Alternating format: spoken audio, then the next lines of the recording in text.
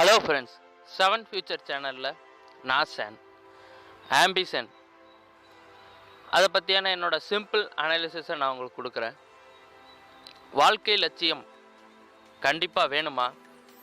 அப்படி வாழ்க்கை லட்சியம் நான் ஒன்று தேர்ந்தெடுத்துட்டேன், ஆனால் அது நடக்க மாட்டேங்குதே, நான் அதுக்கு என்ன பண்ணுறது? முதல்ல வாழ்க்கை லட்சியம் அப்படிங்கிறத நீங்கள் புரிஞ்சுக்கணும். ஏன்னா லட்சியம் அப்படிங்கிறது ஒரு கண்ணோட்டத்தில் நம்ம வாழ்க்கையை ஃபுல்லாக அதுக்காக மாற்றணும், இழக்கணும். அதை நோக்கி நாம் லட்சியத்தை நோக்கி போகும்போது நிறையா விஷயங்களை இழக்க நேரிடும். ஸோ வாழ்க்கை லட்சியம் அப்படிங்கிற ஒரு சின்ன கான்செப்ட் அப்படிங்கிற ஒரு விஷயத்தை நீங்கள் ஒரு பெரிய அளவுக்கு கொண்டு போகிறீங்க. காரணம் என்னென்னா, அது வாழ்க்கை லட்சியம் இருந்தால் தான் உங்களால் வாழ முடியும். உங்களுக்கெல்லாம் என்ன லட்சியம் இருக்குது, என்ன லட்சியம் நீங்களாம் அச்சீவ் பண்ணியிருக்கீங்க அப்படின்னு நிறைய பேர் சொல்கிறதுனால நீங்கள் அதை ஒரு பெரிய ப்ராப்ளமாக பார்க்குறீங்க. ஆனால் என்னை பொறுத்தவரைக்கு லட்சியம் அப்படிங்கிறது தான் ஒரு ப்ராப்ளம்.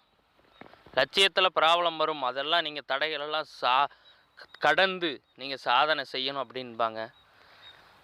அந்த மாதிரியெல்லாம் இல்லை. இப்போ நீங்கள் பெரிய பெரிய அச்சீவ் பண்ணவங்கள எடுத்து பாருங்களேன்.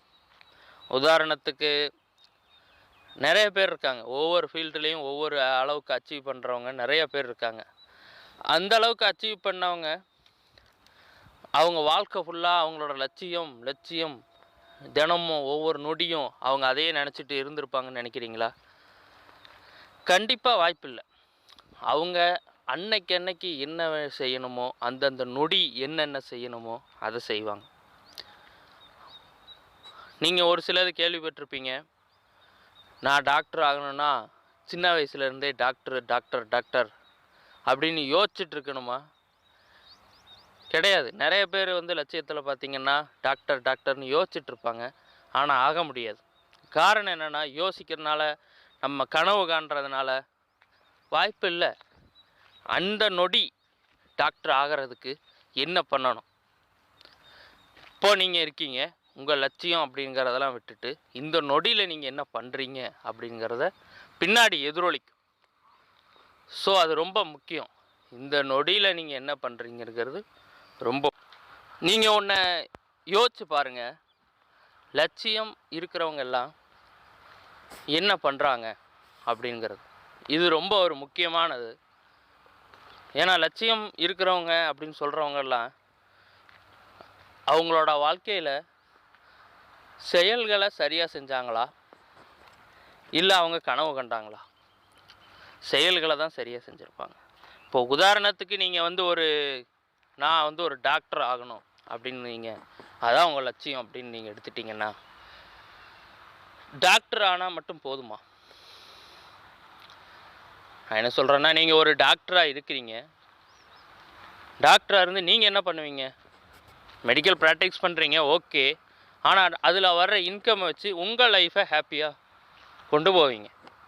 அப்போ டாக்டர் ஆகிறது உங்கள் லட்சியமா, ஹாப்பியாக இருக்கிறது உங்கள் லட்சியமா? கொஞ்சம் குழப்பமாக இருக்கும். நீங்கள் யோசிச்சு பாருங்கள். டாக்டராக இருந்தால் ஹாப்பியாக இருப்பீங்களா? அதில் வர்ற இன்கம் வச்சு நீங்கள் ஹாப்பியாக இருப்பீங்களா? கண்டிப்பாக இன்கம் தான். ஏன்னா இன்கம் இருந்தால் தான் உங்கள் லைஃப்பை ஹாப்பியாக கொண்டு போக முடியும். அதனால் எப்போவுமே உங்கள் லட்சியம் அப்படிங்கிறது உங்கள் ஹாப்பினஸ், உங்கள் லைஃப் சந்தோஷம் இது இருக்கணும். டாக்டர் அப்படிங்கிறது உங்கள் லட்சியத்துக்கு நீங்கள் போகிற வழி, அது உங்கள் லட்சியம் கிடையாது.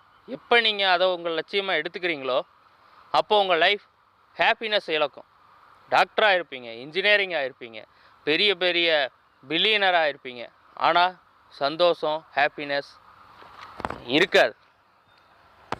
காரணம் என்னென்னா, நீங்கள் உங்கள் லட்சியத்தை நீங்கள் எடுத்தது இந்த ஒரு ஒர்க்கை தான், ஹாப்பினஸ் இல்லை. ஸோ எப்போவுமே ஹாப்பினஸை லட்சியமாக எடுங்க. மற்றபடி இந்த சாதாரணமான விஷயங்கள், இந்த ஒர்க்கு, இந்த மாதிரி விஷயங்களை லட்சியமாக எடுத்துக்கிட்டிங்கன்னா உங்கள் லைஃப் எப்போவுமே ப்ராப்ளமாக தான் இருக்கும். செகண்ட், அந்த மாதிரி லட்சியத்தை கூட என்னால் அச்சீவ் பண்ண முடியல, இந்த டாக்டர், இன்ஜினியரிங் இந்த மாதிரி விஷயத்தை அச்சீவ் பண்ண முடியல அப்படிங்கிறீங்களா? அதுக்கு என்னென்னா, அது ஏன் அச்சீவ் பண்ண முடியல அப்படின்னா, அது உங்களுக்கு ஒரு மிகப்பெரிய பாரமாக இருக்குது, கஷ்டமாக இருக்குது. நீங்கள் அதை வந்து ஒரு உங்கள் வாழ்க்கையை விட உயர்வாக நினைக்கிறீங்க. வாழ்க்கையோட உயர்வாக எப்போ நினச்சிட்டிங்களோ அப்போ வாழ்க்கை வந்து உங்களுக்கு அது ஹெல்ப் பண்ணாது. வாழ்க்கைக்கு அது ஒரு பகுதியாக நீங்கள் பார்க்கணும். அப்படி பார்த்தீங்கன்னா கண்டிப்பாக உயரலாம். என்னோட சேனலை நீங்கள் தொடர்ந்து ஃபாலோ பண்ணுங்கள் ஃப்ரெண்ட்ஸ். ஸ்கில் டெவலப்மெண்ட், உங்களோட எஜுகேஷன், ஃப்யூச்சர் சம்மந்தமான அனைத்து விஷயங்களையும் நான் அப்டேட் பண்ணிகிட்ருக்கேன். தேங்க்யூ ஃபார் வாட்சிங்.